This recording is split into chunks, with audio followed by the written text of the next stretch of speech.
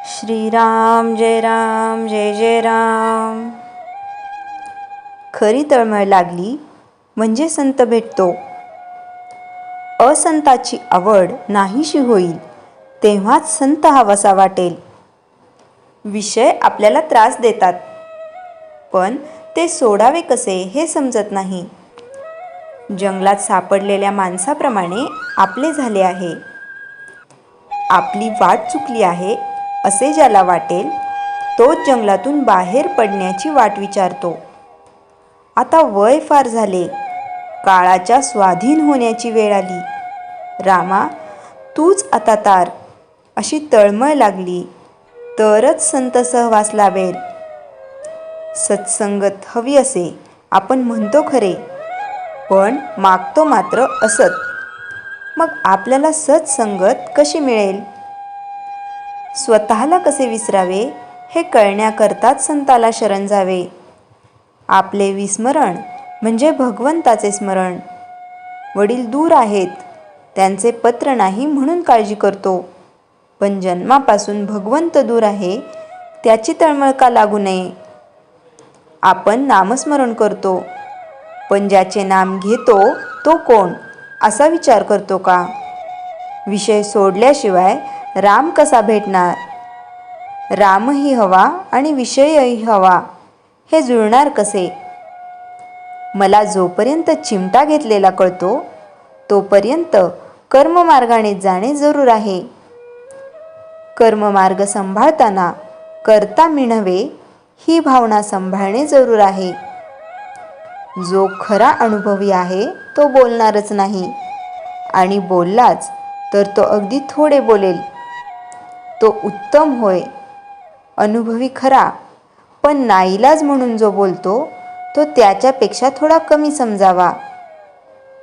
कोणीतरी बोलल्याशिवाय लोकांना कळणार कसे?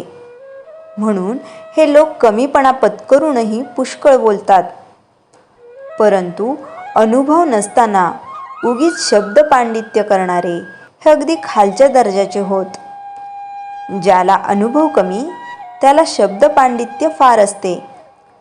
जो जगाला फसविणार नाही आणि स्वतःही फसणार नाही असाच मनुष्य जगाला मार्गाला लावू शकेल.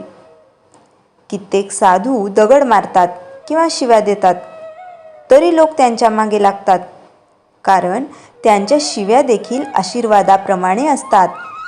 हे कित्येक लोकांच्या ध्यानी येत नाही. एखादा मुलगा बापाला म्हणू लागला की मी इतका जवळचा पण मला मिळतो मार, आणि तो लांबचा पोर त्याचे मात्र लाड. पण तो मारच आपल्या हितासाठी असतो हे त्याला नाही समजत.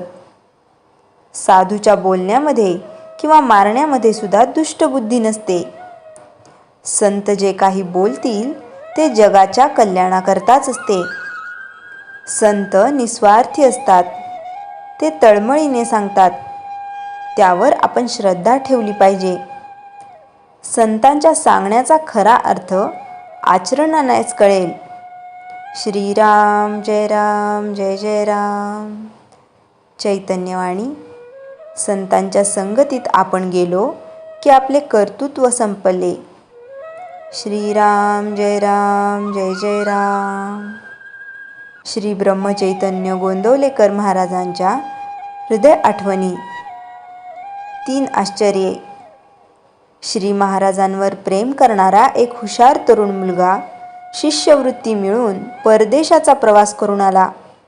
श्री महाराजांना भेटल्यावर ते म्हणाले, तिकडे विशेष असे तू काय पाहिलेस? मुलगा म्हणाला, महाराज, तिकडे मी जगातील 3-4 आश्चर्ये पाहिली. उदाहरणार्थ पिसा येथील झुकता मनोरा पाहिला.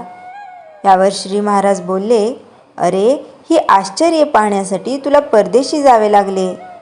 मी येथेच 3 आश्चर्ये पाहिली. प्रत्येकाचा मी त्याच्या सर्वात परिचयाचा आहे.